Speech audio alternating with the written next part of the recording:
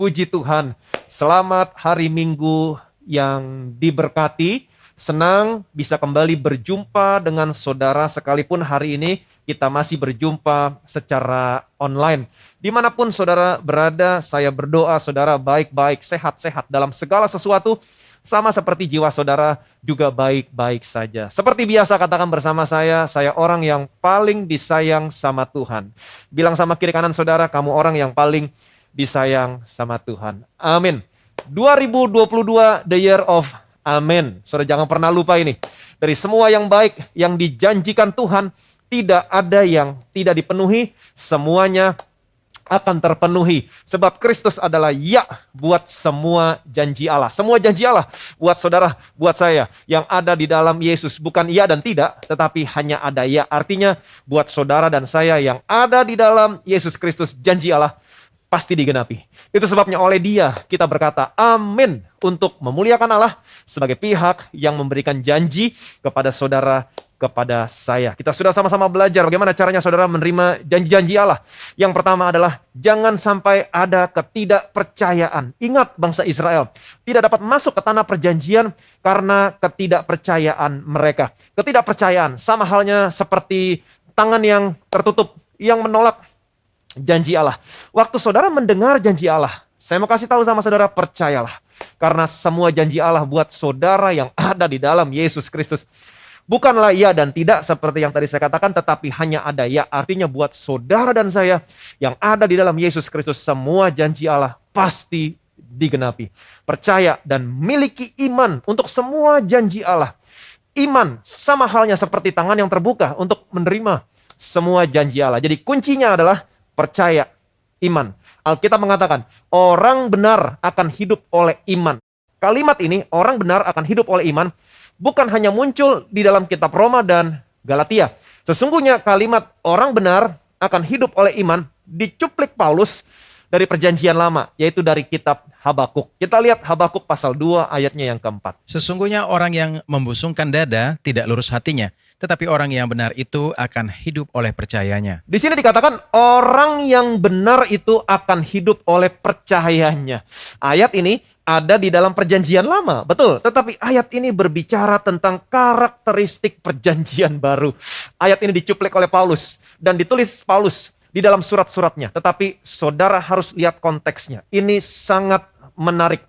Lihat ayat-ayat sebelumnya. Habakuk pasal 2 ayat yang pertama. Kita lihat dari ayat yang pertama. Aku mau berdiri di tempat pengintaianku dan berdiri tegak di menara. Aku mau meninjau dan menantikan apa yang akan difirmankannya kepadaku dan apa yang akan dijawabnya atas pengaduanku. Kalau saudara perhatikan baik-baik, menarik sekali apa yang dikatakan di sini.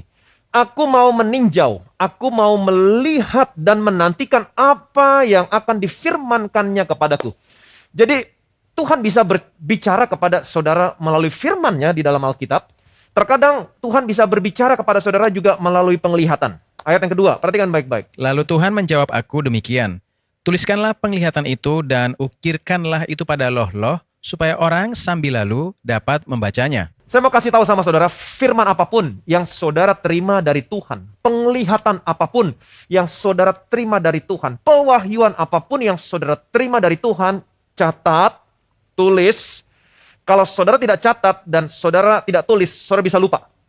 Betul? Dan satu lagi, bagikan, sharing dengan orang lain. Supaya apa? Supaya orang lain juga diberkati. Ayat yang ketiga, perhatikan baik-baik. Sebab penglihatan itu masih menanti saatnya, tetapi ia bersegera menuju kesudahannya dengan tidak menipu.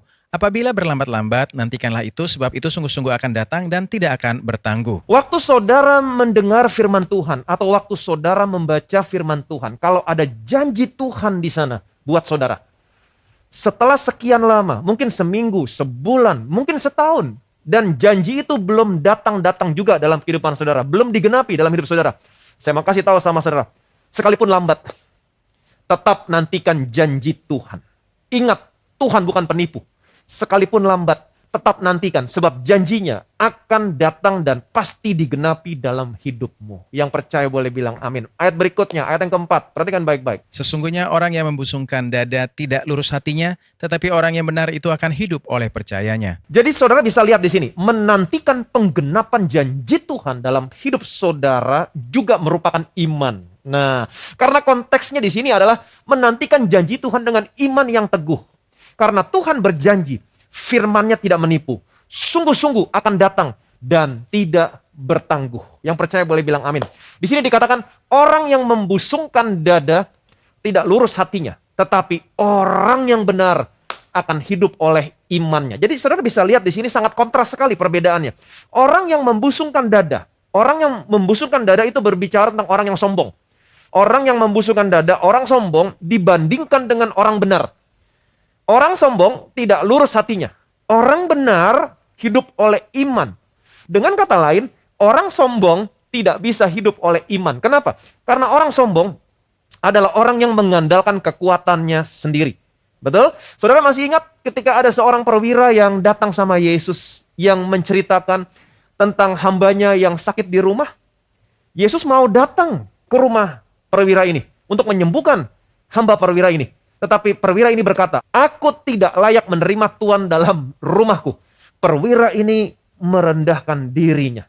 Katakan sepatah kata saja, maka hambaku akan sembuh. Nah, ini yang namanya iman.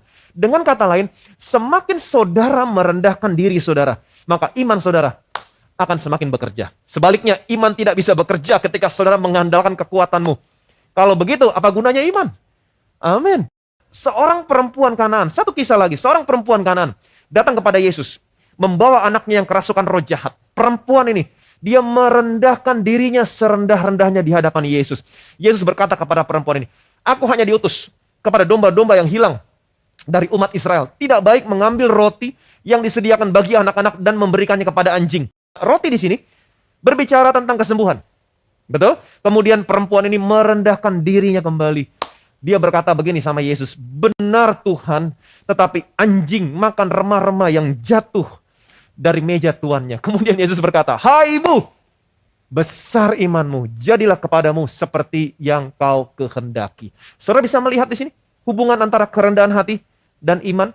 Kerendahan hati dan iman berjalan bersama-sama, tetapi kesombongan dan iman seperti air dan minyak yang tidak bisa bersatu, tidak bisa berjalan bersama-sama. Jadi pesan saya, tetap rendah hati, jangan sombong, jangan pernah mengandalkan kekuatanmu, tetap berharap dan mengandalkan Tuhan, maka imanmu akan bekerja sempurna. Amin. Kalau saudara perhatikan baik-baik Injil Matius ditulis dan ditujukan kepada orang-orang Yahudi. Dan di dalam Injil Matius, Yesus digambarkan sebagai raja orang Yahudi. Itu sebabnya di dalam Injil Matius, saudara akan menemukan silsilah tentang Yesus Kristus. Dan silsilahnya dimulai bukan dari Adam, tapi dimulai dari Abraham. Kenapa? Karena keturunan orang Yahudi dimulai dari Abraham. Dan Allah berjanji dari keturunan Abraham akan terdapat raja-raja. Dan saya mau saudara mengerti kedatangan Yesus yang pertama kali ke dalam dunia ini, pada mulanya adalah hanya untuk orang-orang Yahudi. Kalau saudara baca Injil Matius, di situ saudara akan menemukan Yesus juga berkata begini, aku hanya diutus kepada domba-domba yang hilang dari umat Israel. Pada waktu Yesus mengutus murid-muridnya, Yesus juga berkata kepada mereka, janganlah kamu menyimpang kepada bangsa lain, melainkan pergilah kepada domba-domba yang hilang dari umat Israel. Betul? Jadi waktu Yesus memulai pelayanannya, apa yang Yesus beritakan? Waktu dia memulai pelayanannya, apa yang dia beritakan? Matius pasal 4, ayat 17. Sejak waktu itu Yesus memberitakan, bertobatlah sebab kerajaan sorga sudah dekat. Pertanyaan saya, apa yang dimaksud dengan kerajaan sorga? Apa yang dimaksud dengan kerajaan sorga? Saya mau saudara mengerti. Sekarang saudara dan saya, gereja ada di dalam kerajaan Allah. Kerajaan Allah bertakhta di dalam hidup saudara. Alkitab mengatakan, sebab kerajaan Allah bukan soal makanan dan minuman, tetapi soal kebenaran, damai sejahtera, dan sukacita. Oleh siapa? Oleh Roh Kudus. Amin. Saya mau saudara mengerti, kerajaan Allah tidak sama dengan yang dimaksud dengan kerajaan sorga, yang Yesus katakan dalam Injil Matius. Kerajaan sorga hanya muncul di dalam Injil Matius. Siapakah rajanya? Tidak lain dan tidak bukan adalah Yesus. Ingat, Injil Matius ditulis dan ditujukan hanya kepada orang-orang Yahudi. Saudara akan menemukan silsilah Yesus dimulai dari Abraham dan ada nama Daud di sana dalam silsilah Yesus dalam Injil Matius. Yesus adalah keturunan seorang raja. Yesus berkata kepada orang-orang Yahudi begini, bertobatlah. Kata bertobat di sini artinya Change your mind. Betul? Ubah pikiranmu. Yang pada akhirnya akan menghasilkan perubahan sikap saudara. Inside out. Dalam dulu diubah, pikiranmu diubah, kemudian akan menghasilkan perubahan tingkah laku. Perubahan dari dalam keluar. Inside out. Kebanyakan orang berpikir bertobat adalah stop melakukan sesuatu. Tetapi kenyataannya, manusia tidak akan pernah sanggup membebaskan diri mereka dari berbagai keterikatan dengan kekuatannya sendiri. Saya mau kasih tahu sama saudara, hanya Yesus yang sanggup membebaskan saudara. Yang percaya boleh bilang amin. Yesus berkata begini, bertobatlah, kerajaan sorga sudah dekat. Bertobat di sini konteksnya adalah percaya Yesus sebagai Mesias, sebab kerajaan sorga sudah dekat. Kenapa Yesus berkata kerajaan sorga sudah dekat? Karena rajanya sudah datang ke dalam dunia ini. Dan ini dibuktikan oleh Yesus. Orang kusta ditahirkan, orang buta melihat, orang mati dibangkitkan. Tetapi apa yang terjadi? Bangsa Israel menolak Yesus. Hanya sedikit orang Israel yang mau percaya kepada Yesus. Mayoritas orang Israel, mereka menolak Yesus. Kalau saudara lihat Matius 12, mereka menolak Yesus. Yesus berkata kepada mereka, yang pertama, sesungguhnya yang ada di sini lebih besar dari bait Allah. Yang kedua, Yesus berkata begini, sesungguhnya yang ada di sini lebih besar daripada Yunus. Dan yang ketiga, Yesus berkata kepada mereka, sesungguhnya yang ada di sini lebih besar dari Salomo. Tetapi apa yang terjadi? Mereka menolak Yesus dan mereka menyalibkan Yesus. Saya mau saudara mengerti, Yesus bukan hanya mengasihi bangsa Israel. Yesus mengasihi dunia ini. Yesus berkata kepada Nikodemus, begitu besar kasih Allah akan dunia ini. Sehingga ia mengaruniakan anaknya yang tunggal, supaya setiap orang yang percaya kepadanya, kepada anaknya, tidak binasa, melainkan beroleh hidup yang kekal. Jadi kedatangan Yesus yang pertama adalah terlebih dahulu untuk menggenapi janji Bapaknya kepada bangsa Israel. Tetapi mereka menolak Yesus.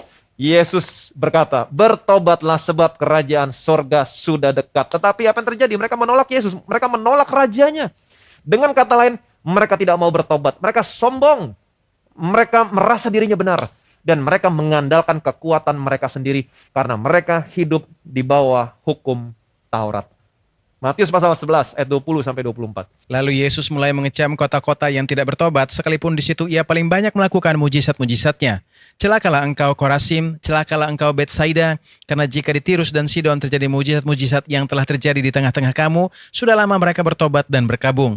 Tetapi aku berkata kepadamu, pada hari penghakiman, tanggungan Tirus dan Sidon akan lebih ringan daripada tanggunganmu. Dan engkau Kapernaum, apakah engkau akan dinaikkan sampai ke langit? Tidak. Engkau akan diturunkan sampai ke dunia orang mati. Karena jika di Sodom terjadi mujizat-mujizat yang telah terjadi di tengah-tengah kamu, kota itu tentu masih berdiri sampai hari ini. Tetapi aku berkata kepadamu, pada hari penghakiman, tanggungan negeri Sodom akan lebih ringan daripada tanggunganmu. Di sini Yesus mengecam beberapa kota. Celakalah engkau Korasim, Betsaida, Kapernaum. Celakalah. Yesus tidak pernah mempergunakan kata ini sebelumnya. Kalau saudara perhatikan. Celakalah. Ini yang pertama kalinya. Dan ini bukan sifat aslinya Yesus, memperkatakan penghukuman. Yesaya mengatakan kalau Tuhan marah, itu merupakan perbuatan yang ganjil. Tuhan menyukai belas kasih. Amin. Celakalah engkau Kapernaum. Apakah engkau akan dinaikkan sampai ke langit? Tidak. Engkau akan diturunkan sampai ke dunia orang mati. Apa maksudnya? Ada kalanya Kapernaum begitu dekat dengan langit. Begitu dekat dengan surga. Kapan? Ketika rajanya, yaitu Yesus, ada di sana. Apa yang terjadi ketika rajanya ada di sana? Rajanya membangkitkan anak Yairus yang mati. Betul? Rajanya menyembuhkan hamba seorang perwira Romawi. Rajanya menyembuhkan perempuan yang pendarahan 12 tahun. Ini semua terjadi di Kapernaum. Kapernaum diangkat ke langit begitu dekat dengan surga. Ketika rajanya ada di sana. Tetapi karena mereka menolak Yesus, menolak rajanya, Kapernaum akan diturunkan ke dunia orang mati. Dan sampai sekarang kalau saudara pergi ke Kapernaum, Kapernaum hanya tinggal reruntuhan. Tidak pernah dibangun lagi sampai sekarang. Kenapa? Karena mereka menolak Yesus. Sekalipun Yesus sudah begitu banyak membuat mujizat di sana, mereka tetap tidak mau percaya kepada Yesus. Mereka sombong. Bahkan mereka iri kepada Yesus. Ingat Habakuk mengatakan orang yang membusungkan dadanya, orang yang sombong. Artinya apa? Artinya orang yang sombong tidak lurus hatinya. Iri hati. Matius 11 ayat 25 sampai 26. Pada waktu itu berkatalah Yesus, Aku bersyukur kepadamu Bapa Tuhan langit dan bumi, karena semuanya itu engkau sembunyikan bagi orang bijak dan orang pandai, tetapi engkau nyatakan kepada orang kecil. Ya Bapa, itulah yang berkenan kepadamu. Saudara perhatikan baik-baik, orang kecil di sini terjemahannya adalah baby, seorang bayi. Sifat apa yang dimiliki oleh seorang bayi? Hanya percaya. Ketika bayi digendong ibunya, dia hanya percaya. Dengan kata lain, Allah akan menyingkapkan hal-hal yang berharga hanya kepada orang yang percaya. Itu sebabnya, kalau saudara belajar Alkitab, jangan mempergunakan kepandaianmu, tetapi gunakan hatimu. Percaya. Belajar seperti seorang bayi, hanya percaya. Dan saudara akan terkejut. Saudara silakan masuk sekolah teologi, silakan ikut sekolah Alkitab, tetapi saran saya tetap memiliki hati seperti seorang bayi. Percaya. Amin. Yesus berkata, ya Bapa, itulah yang berkenan kepadamu. Jadi kalau saudara percaya, Tuhan akan berkenan sama saudara. Amin. Pada waktu itu, perhatikan baik-baik. Pada waktu itu, kapan? Pada waktu Yesus ditolak oleh bangsa Israel. Yesus berkata, aku bersyukur kepadamu Bapa, Tuhan langit dan bumi. Jadi ketika Yesus mengalami situasi yang sulit, ditolak, dihujat, dia tetap mengucap syukur. Ini sifat aslinya Yesus. Di hadapan Yesus ada 5.000 orang laki-laki, belum termasuk perempuan dan anak-anak. Masih ingat? Yesus hanya mempunyai 5 roti dan 2 ikan. Artinya Yesus sedang dalam keadaan kekurangan. Yesus sedang dalam keadaan krisis. Apa yang Yesus lakukan? Yesus mengucap syukur. Amin. Apa yang terjadi? Pelipat gandaan. 5 roti, 2 ikan bisa kasih makan 5.000 orang. Amin. Sampai kenyang. Bukan hanya sekedar kasih makan, tapi kasih makan sampai kenyang dan masih sisa 12 bakul.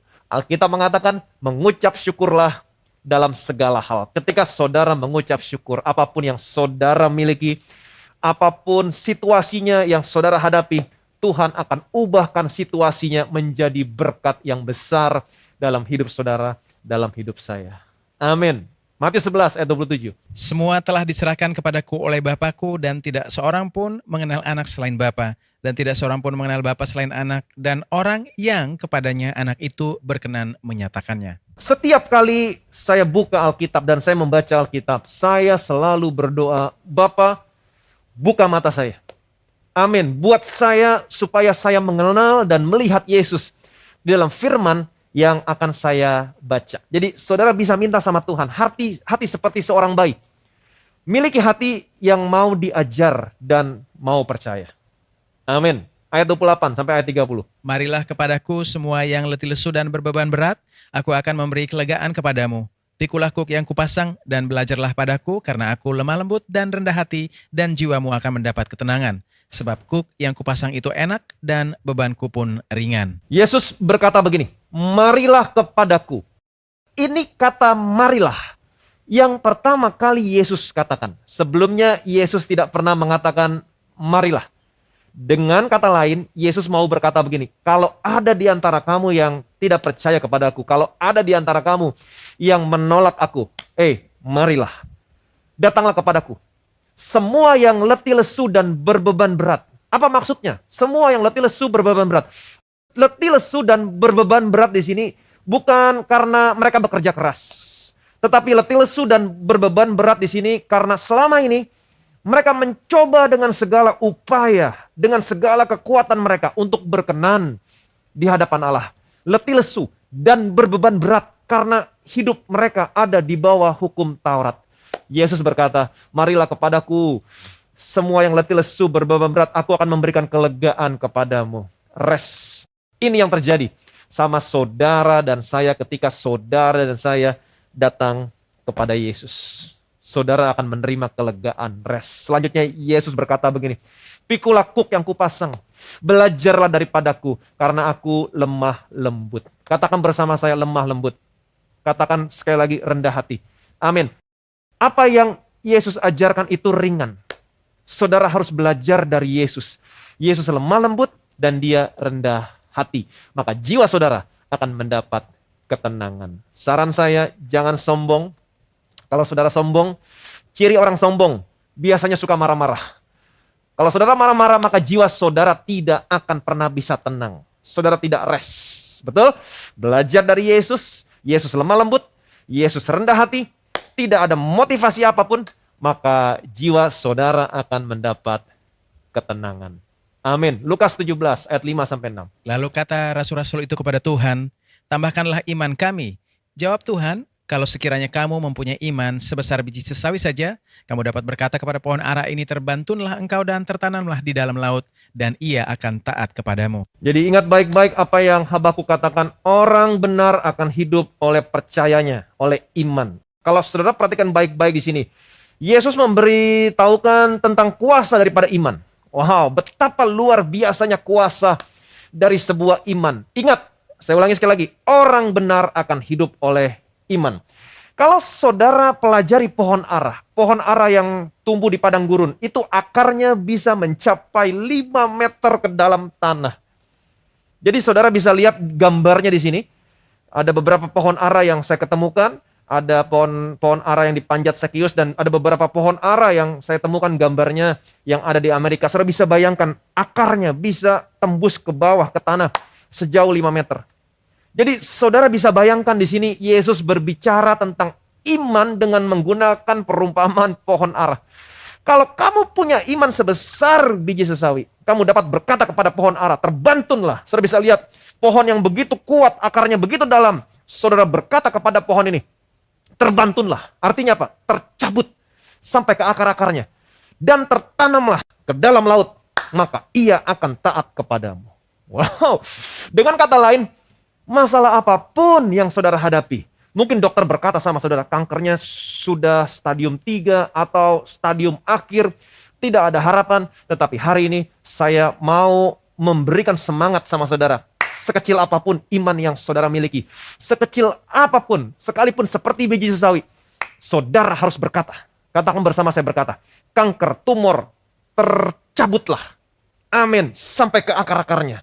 Di dalam nama Tuhan Yesus Kristus. Dan tertanamlah, terbantunlah, tertanamlah ke dalam laut. Amin. Sekiranya, Tuhan berkata, sekiranya kamu punya iman sebesar biji sesawi, kamu dapat berkata. Katakan bersama saya, berkata. Amin. Berkata di sini bukan berkata 1-2 kali, habis itu nggak pernah dikatakan lagi, no. Tetapi keep on speaking. Sekali lagi saya ulangi, keep on speaking. Berkata terus menerus, terus dan terus. Saya pernah mengalami cedera di bahu kiri. Dulu, itu sakit sekali. Setiap kali saya tidur, setiap malam saya merasakan rasa sakitnya. Dan saya mengatakan rasa sakit tercabutlah sampai ke akar-akarnya dan tertanamlah ke dalam laut. Dan saya katakan setiap hari, setiap kali saya merasakan rasa sakitnya, saya katakan setiap kali saya mau tidur, saya katakan setiap hari. Dan sampai akhirnya puji Tuhan, tanpa saya sadari, rasa sakitnya sudah hilang. Amin, puji Tuhan. Jadi saya mau kasih semangat sama saudara hari ini. Sekalipun masalah yang saudara hadapi istilahnya sudah mengakar sampai begitu dalam, sangat dalam, tetapi oleh iman di dalam Tuhan Yesus Kristus, masalah saudara akan selesai. Ini otoritas yang Tuhan berikan sama saudara dan saya sebagai orang percaya. Gunakan iman saudara. Amin. Orang benar akan hidup oleh iman. Katakan. Maka saudara akan melihat apa yang saudara katakan. Amin. Saudara masih ingat ketika Musa membawa bangsa Israel keluar dari Mesir?